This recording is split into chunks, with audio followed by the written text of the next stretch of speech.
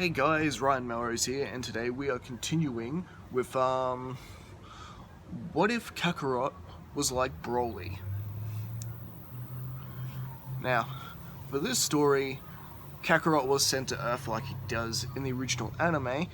His blatant potential wasn't picked up by King Vegeta or the other scientists. Pretty much, Kakarot's latent potential bursting at, a bit more random moments. Somehow, basically, he avoided detection, so he wasn't sent off to some really repugnant planet like Broly is in Dragon Ball Super Broly.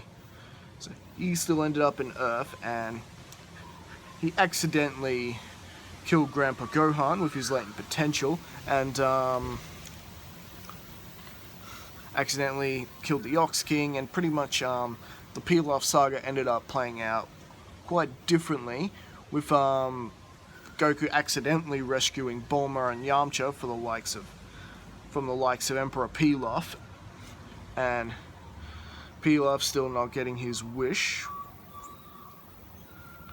thanks to their efforts. But basically Kakarot didn't actually meet or interact with Bulma and Yamcha this time around. They didn't meet up until the tournament, after Kakarot still manages to lose his match to Jackie Chun. Kakarot, hearing about the tournament, decided to enter it, and well, that just goes to show, even with all the power in the world, it's no match for an experienced master like Master Roshi. And from there, that basically Roshi deciding to take Kakarot in as a pupil, just, teach him how to control this latent ability of his. It's really just the responsible thing to do. Can't have a kid that age running around all that power, accidentally wiping people out, especially your former students. So, yeah, it's best we don't let that happen anymore. And with that, that led to the Red Ribbon Army saga.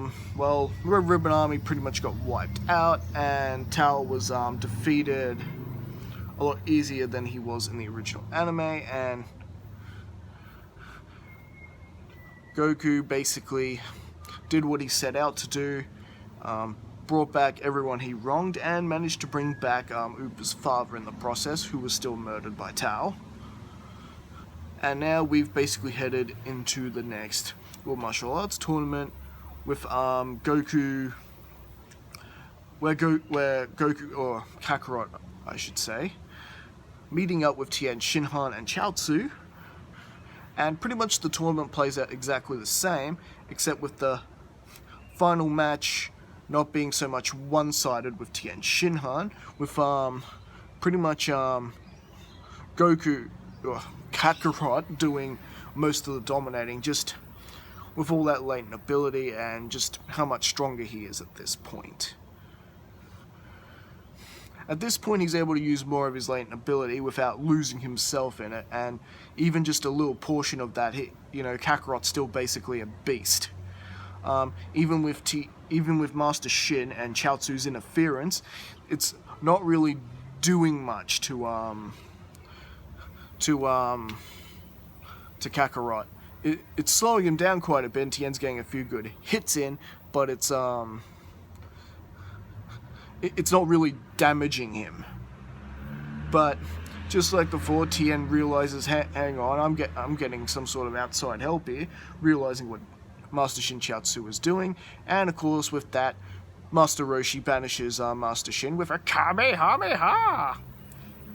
And Tien apologizing to Kakarot for the actions of his master. The fight plays out fairly as per normal, Tien blowing up the arena like he does, but this time Kakarot actually wins the match. During his 3 years of solo training, Kakarot was able to pick up on how to fly. And him being a Saiyan and having very much a lot of memories from his of his parents, Bardock and Gine, it's just Saiyan DNA. He was able to pick up how to fly.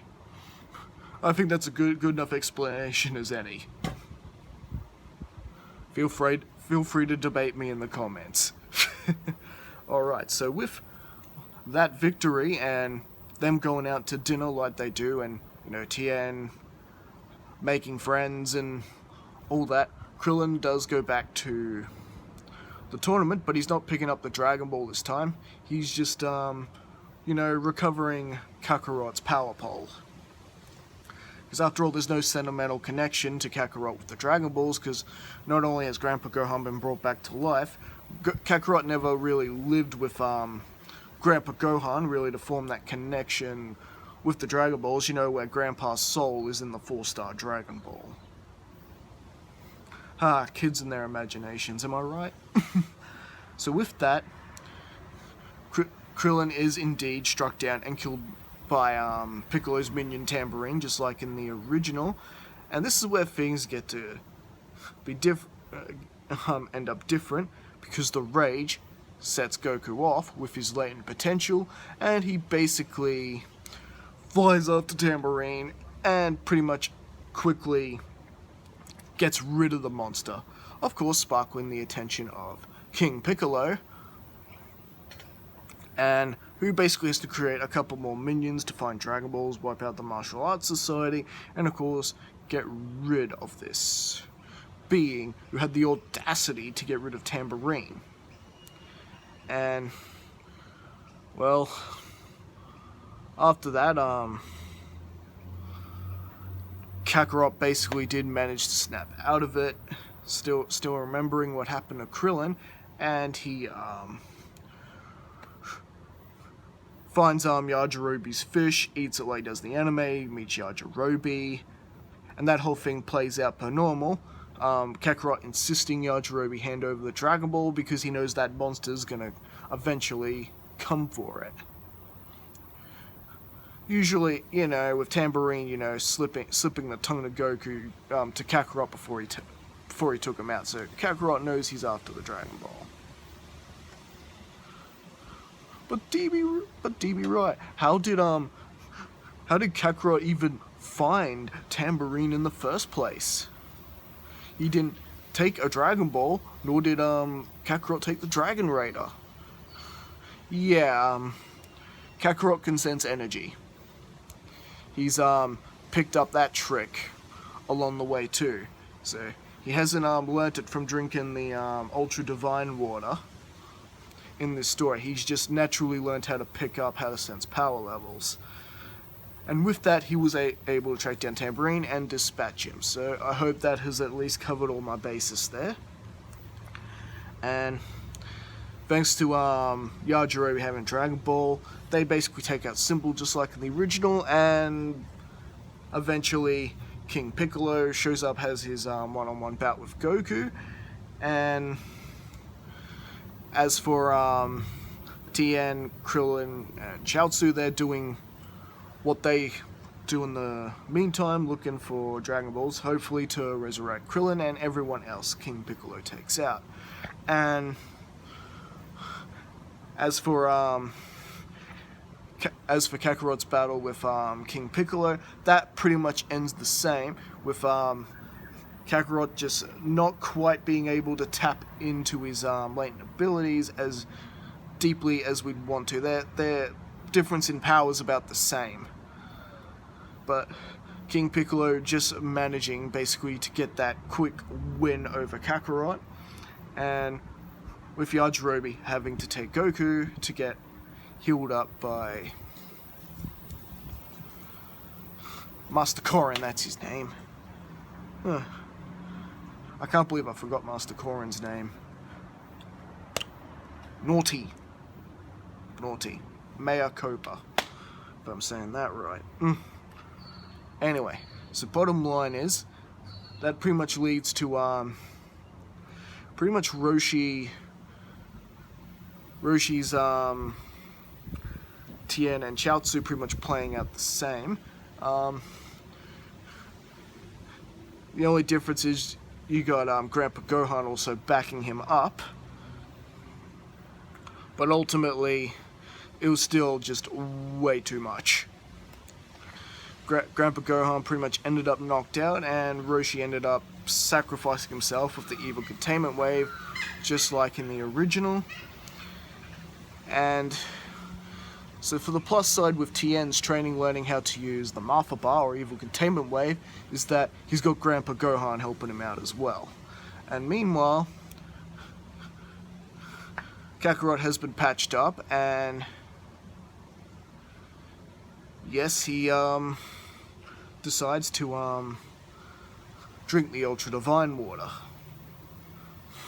And he, of course, passed that with flying colors like in the anime. If anything, he just awakened even more of his latent potential that he can use freely, leading up to the final battle with King Piccolo at King's Castle, who has, of course, been rejuvenated.